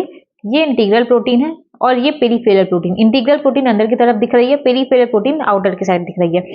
ये जो दिख रहा है, ये है आपका फॉस्फोलिपिड। फॉस्फोलिपिड के बीच में कहीं कहीं पे कोलेस्ट्रॉल देखने को मिलेगा, ठीक है, कहीं कहीं पे कोलेस्ट्रॉल देखने को मिलेगा। अब जैसे मान लो ये प्रोटीन है, और ये जो आपको कुछ येलो कुछ ग्रीन दिख रहा है ना, ये येलो ग्रीन कुछ और नहीं है, ये शुगर होता है, ठीक है। ये जो येलो और ग्रीन है, ये देखो ओलिगोसैकेराइड है ना, ओलिगोसैकेराइड, ये शुगर होता है। हम लोग कौन कौन सा देखते हैं? Carbohydrate, monosaccharide, oligosaccharide, polysaccharide. तो ये आपका ओलिगोसैकेराइड टाइप का शुगर होता है। अगर वो आपका प्रोटीन पे लगा हुआ है, प्रोटीन पे लगा है, तो उसको बोला जाता है ग्लाइकोप्रोटीन। अगर प्रोटीन पे लिखा है तो बोलते हैं ग्लाइकोप्रोटीन, और अगर लिपिड पे लगा है तो उसको बोला जाता है ग्लाइकोलिपिड। ग्लाइकोलिपिड, ये जो ग्लाइकोलिपिड बोला जाता है, देखो ये कहाँ पे दिख रहा है? ये फॉस्फोलिपिड पे लगा है ना, ये जो शुगर है ये कहाँ लगा है? फॉस्फोलिपिड पे लगा है, इसलिए इसको ग्लाइकोलिपिड बोला जाता है। और जब यही आपका प्रोटीन पे लगा होता है, तो उस टाइम पे इसको क्या बोला जाता है? ग्लाइकोप्रोटीन। नेक्स्ट आता है, देखो फ्लूइडिटी कौन प्रोवाइड कर दिया? फ्लूइडिटी आपका फॉस्फोलिपिड प्रोवाइड कर दिया। किसकी वजह से? अनसैचुरेटेड फैटी एसिड की वजह से। अब अगर मेम्ब्रेन, आप सोचो, अगर मेम्ब्रेन में सिर्फ फ्लूइड ही होगा तो बह नहीं जाएगा, तो वो बहे ना बोल रहे, प्रॉपर शेप दे, उसकी वजह से कुछ ना कुछ ऐसा होगा जो कि उस लेयर को, फ्लूइडिटी तो आपको फॉस्फोलिपिड दे रहा था, लेकिन उसके साथ साथ उस मेम्ब्रेन को स्टेबल भी बनाने में हेल्प करे, वो करता है आपका कोलेस्ट्रॉल। कोलेस्ट्रॉल रिजिड होता है, फॉस्फोलिपिड के कंपैरिजन में स्टेबिलिटी प्रोवाइड करता है सेल मेम्ब्रेन को। यूकैरियोट्स में आपका कोलेस्ट्रॉल प्रेजेंट होता है, प्रोकैरियोट्स में हैपेनॉइड्स प्रेजेंट होते हैं। कोलेस्ट्रॉल कहां होगा? यूकैरियोट में, प्रोकैरियोट में आपका हैपेनॉइड्स प्रेजेंट होता है। तो फ्लूइडिटी किसकी वजह से आई? फ्लूइडिटी आई आपकी फॉस्फोलिपिड की वजह से। और कोलेस्ट्रॉल की वजह से क्या आया? कोलेस्ट्रॉल की वजह से आया आपका स्टेबिलिटी आती है। तो कुछ ऐसा पार्ट है जो कि मेम्ब्रेन को फ्लूइड बना रहा है, और कुछ ऐसा पार्ट है जो कि मेम्ब्रेन को सॉलिड बना रहा है, फ्लूइड में नहीं कन्वर्ट होने दे रहा है कंप्लीटली, जिसकी वजह से क्वासी फ्लूइड नेचर आता है सेल मेम्ब्रेन का। फॉस्फोलिपिड ने क्या किया? फ्लूइडिटी दी। कोलेस्ट्रॉल ने क्या दिया? स्टेबिलिटी दी, जिसकी वजह से सेल मेम्ब्रेन का नेचर क्वासी फ्लूइड नेचर का होता है। अब अगर प्रोटीन की बात की जाए, प्रोटीन मेम्ब्रेन का क्वासी फ्लूइड नेचर होता है। प्रोटीन का मूवमेंट या तो इस तरफ होता है, ठीक है, या तो इस तरफ मूव करेगी, या तो इस तरफ मूव करेगी, या तो इस तरफ मूव करेगी।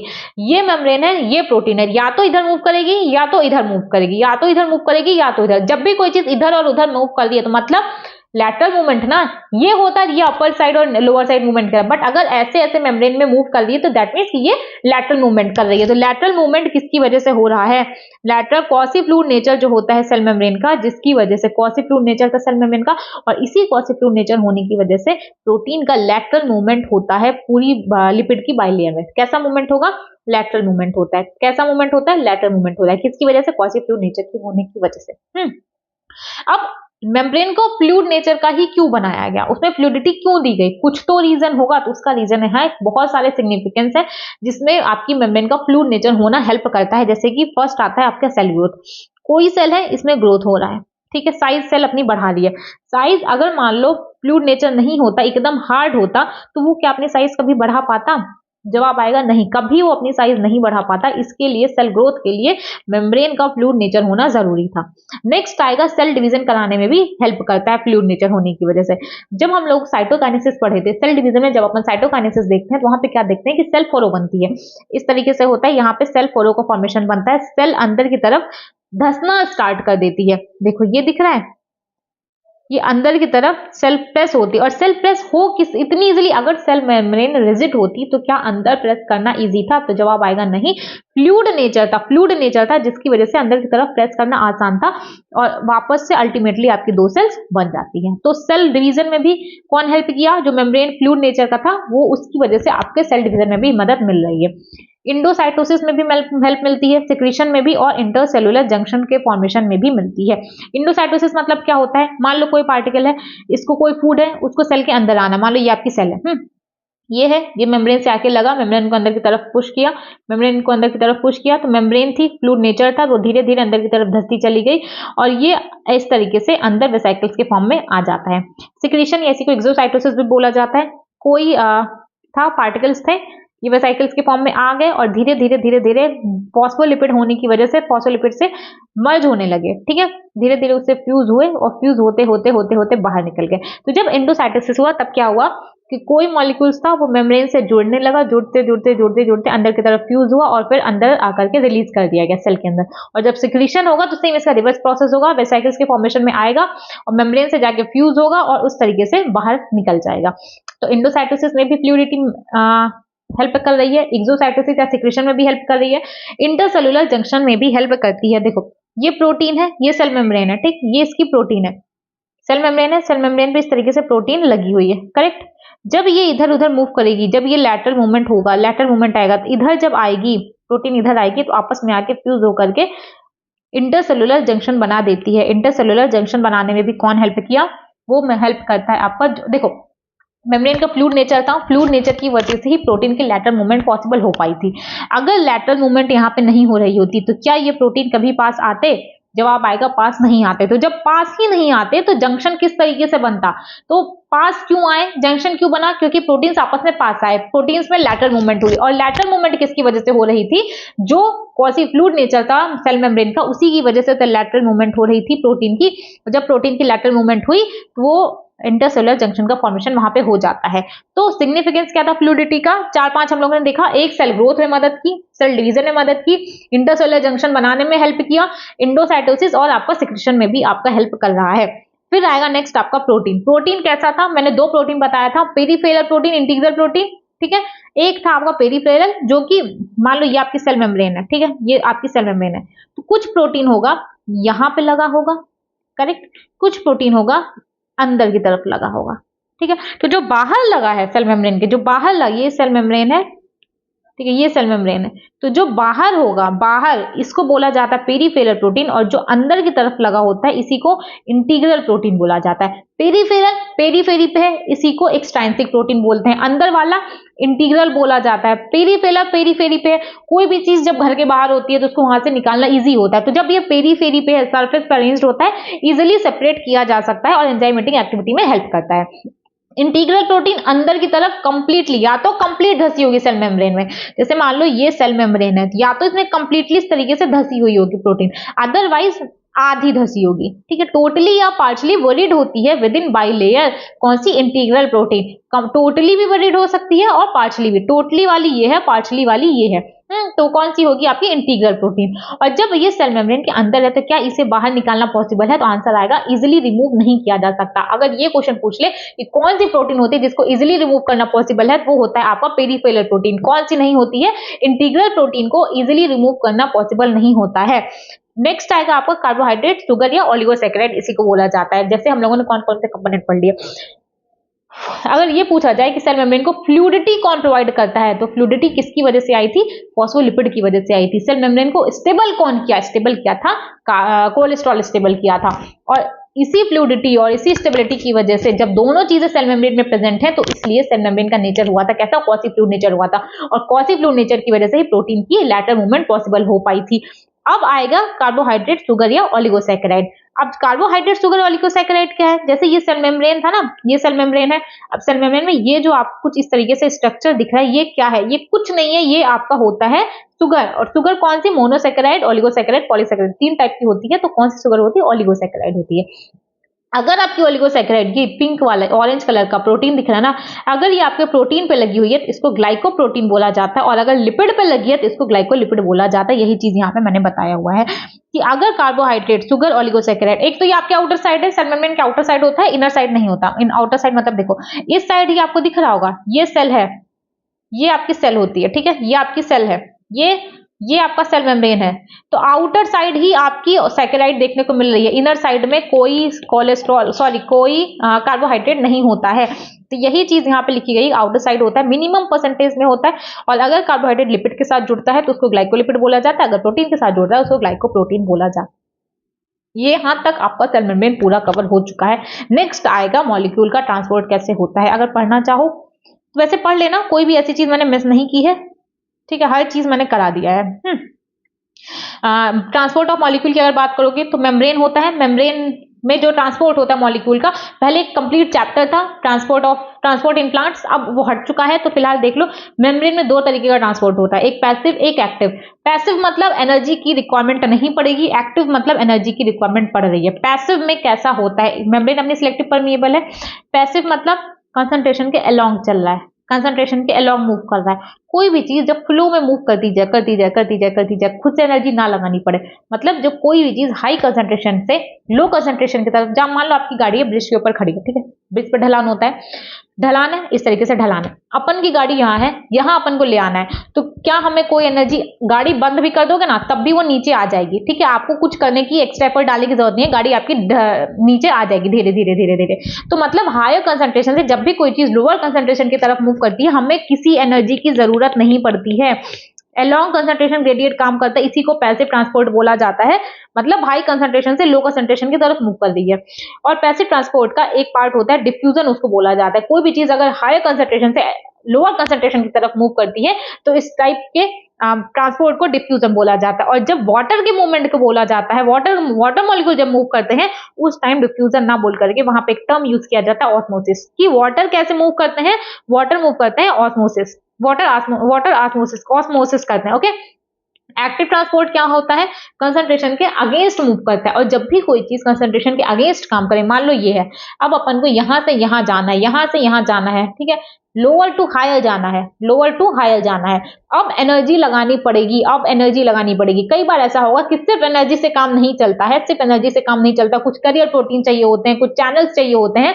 और जब इतने सारे नाटक होते हैं तो उस टाइम पे एक्टिव ट्रांसपोर्ट बोला जाता है। अगेंस्ट कंसंट्रेशन ग्रेडियंट काम चल रहा है, एनर्जी चाहिए, low concentration to higher concentration कोई चीज मूव करती है तो उसको बोला जाता है एक्टिव ट्रांसपोर्ट। एग्जाम्पल के तौर पे आपके एनसीईआरटी में मेंशन है सोडियम पोटेशियम पंप, सिंपल सी चीज है, इतनी चीज दी गई है। देखो अगर देख लो, detail structure of the membrane was studied only of the, जब इलेक्ट्रॉन माइक्रोस्कोप डिस्कवर किया गया था 1950 में, उसके बाद ही डिटेल स्ट्रक्चर स्टडी पॉसिबल हो पाई थी आपकी सेल मेम्ब्रेन की। नेक्स्ट पॉइंट दिया गया है कि meanwhile chemical study on the cell membrane specially on the, किस पे हुई थी स्टडी, ह्यूमन आरबीसी के ऊपर, ठीक है, यही यहाँ पे लिखा गया। जो मेनली कंपोज्ड होती है सेल मेम्ब्रेन किसकी होती है, लिपिड एंड प्रोटीन की, कुछ कार्बोहाइड्रेट भी होते हैं। मेजर लिपिड कौन सा होता है, फॉस्फोलिपिड होता है, जो कि बाइलेयर के फॉर्म में अरेंज्ड होता है, correct. Also the lipid are arranged with in the membrane with the polar head towards, जो ये फॉस्फोलिपिड है, पोलर हेड बाहर की साइड होगा, टेल इनर साइड होगा, ठीक है, ये होती है सेल, ये पोलर हेड आउटर साइड है, टेल इनर साइड है, यही यहाँ पे लिखा गया है। Lipid are arranged with the membrane with the polar head towards the outer side and hydrophobic tail, hydrophobic मतलब जो कि वाटर से दूर भागता है, hydrophobic tails towards the inner side. This ensure that the non polar tail of the saturated hydrocarbon, जो non polar tail होता है, जब ये है सेल, ठीक है, ये सेल है, यहाँ पे जब आपका फॉस्फोलिपिड इस तरीके से अरेंज्ड है, तो जो टेल अंदर साइड है, टेल अंदर साइड क्यों रखा गया था, जिससे कि उसको एक्वस एनवायरनमेंट से प्रोटेक्ट किया जा सके, क्योंकि टेल हाइड्रोफोबिक नेचर की होती है। वही चीज यहाँ पे लिखी गई है कि जो पोलर हेड है वो आउटर साइड होगा, जो हाइड्रोफोबिक टेल है उसको इनर साइड रखा गया। और इनर साइड क्यों रखा गया, क्योंकि वो नॉन पोलर थी और उसको प्रोटेक्ट करना था एक्वस एनवायरनमेंट से, यही चीज यहाँ पे मेंशन्ड है। उसके बाद आएगा कि फॉस्फोलिपिड के साथ साथ मेम्ब्रेन में कोलेस्ट्रॉल भी होते हैं, जो कि उसकी स्टेबिलिटी प्रोवाइड करते हैं। उसके बाद क्या बोला गया कि उसमें प्रोटीन्स और कार्बोहाइड्रेट्स भी होते हैं। प्रोटीन और जो लिपिड का परसेंटेज था, प्रोटीन अलग अलग सेल में अलग अलग होता है। लिपिड 42% होता है, लिपिड 40% होता है, प्रोटीन 52% होता है। ठीक, प्रोटीन 52% है, लिपिड 40% है।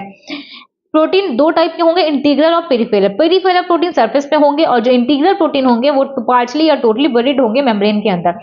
फ्लूइड मोज़ेक मॉडल किसने दिया था, सिंगल एंड निकोलसन ने 1972 में।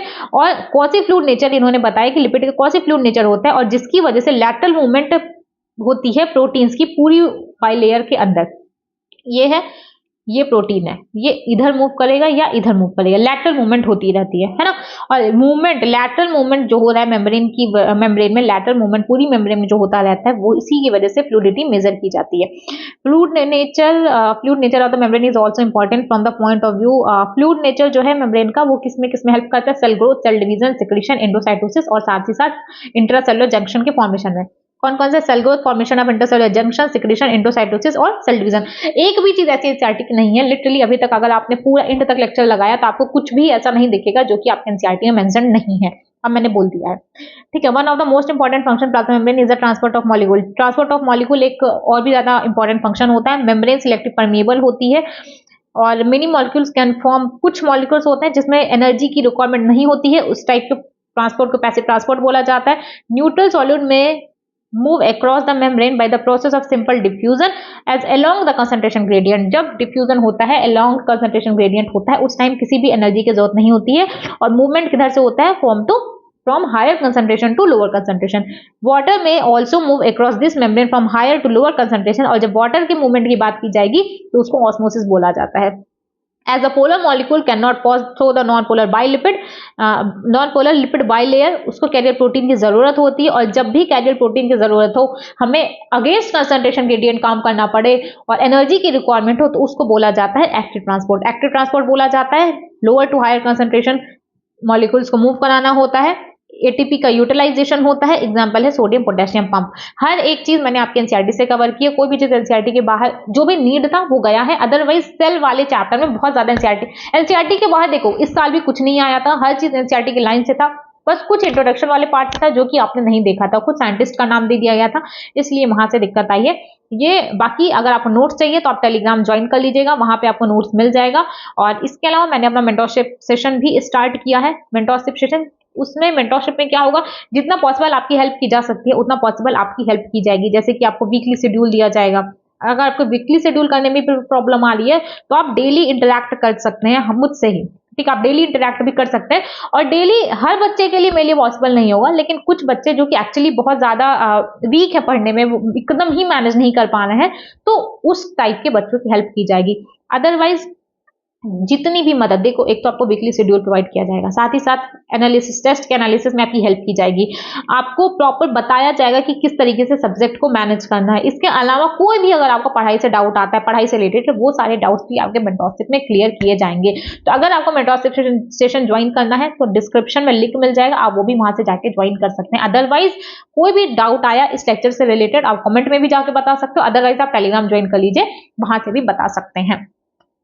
इसके बाद हम लोग नेक्स्ट लेक्चर लेंगे जिसमें हम लोग पूरा करेंगे इंडो मेम्ब्रेन सिस्टम, ठीक है, endoplasmic reticulum, EGLB, Golgi body, lysosome और वैक्यूल, ये चार आते हैं इंडो मेम्ब्रेन सिस्टम में। Thank you.